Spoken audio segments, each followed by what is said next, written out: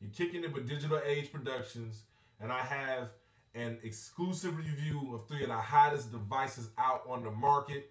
The holiday season is coming up. You may be on the fence about what to get yourself or that loved one. I'm gonna make it a little easier for you. Right here we have the iPhone 4S, we have the Sprint Evo 3D, and the iPhone 4. The iPhone 4 and 4S look very similar.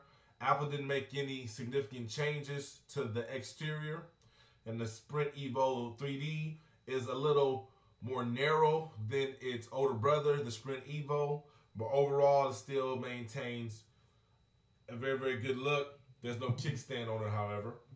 That was removed for whatever reason.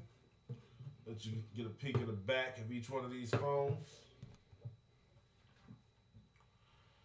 In my opinion, the iPhone 4 and 4S is the best phone, not the best phone, the best smartphone design because it's small. I mean, I really don't want a big, big phone. If I want a phone this big, I'll probably get a tablet, but I'm not going to say that holding a phone in your hand this size is going to be more uncomfortable than holding a smaller phone. It's really the same experience, but me as a personal preference, my pocket space is limited, so I like the smaller phone. Let's see, all three phones have the exterior camera. Over here, you got a 5 megapixel. Right here, I believe you have a 5 megapixel as well on the Evo 3D. And you have an 8 megapixel on the iPhone 4S. The Evo 3D has dual cameras, which is what it uses to achieve the 3D effect, and it also has a dual LED flash. What that means is you got two flashes that are going to go off, so it's going to be significantly brighter than the one flash that is on either one of these phones. Both phones, all three phones have been powered down. So what we're going to do is we're going to power them up to see which ones can get to a usable state in the least amount of time.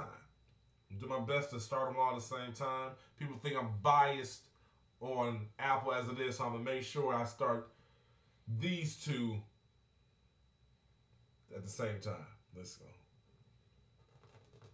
Actually hit the Sprint one a little first, and bam.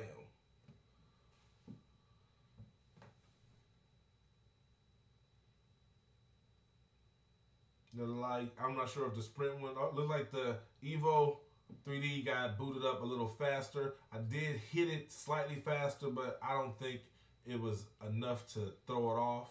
Looked like it's taking the iPhone 4S and the iPhone 4 a little longer to boot. The iPhone 4S is now usable, and the iPhone 4 is still taking its time to boot, which is not surprising since it is the oldest of the three. I would say that the Evo 3D clearly won this round. iPhone 4S was right behind it. iPhone 4, still not a slow phone by any means, and you got to keep in mind, how often are you going to be restarting your phone in the course of a day, a week, or a month? So I'm not sure if either one of these phones has any competitive edge due to that, but I will go ahead and say that the Evo 3D booted up a little faster. All right, now what we're going to do is unlock them. Let's get them all open so you can get a look at these home screens. Bam, brand new baby on that one. It's pretty dope. And here we go. Now, any iOS user is instantly familiar with what you see here. I have everything grouped into folders, trying to keep my phone a little cleaner. But this is basically the experience that you're going to get on iOS. Android on the Evo 3D, pretty smooth. I kind of like the scrolling motion. I'm not going to lie, it is pretty cool. Let me get you close up of my son. Got your widgets. I like widgets. Recently, I was forced to use my Android device for about a week and a half while I was waiting on my iPhone 4S, and I enjoyed it. I definitely enjoyed it. It was different, but I didn't lose any functionality.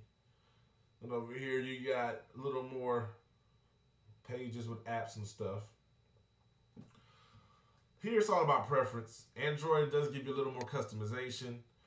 iOS is, to me, has a more ease of use, but it's all about preference.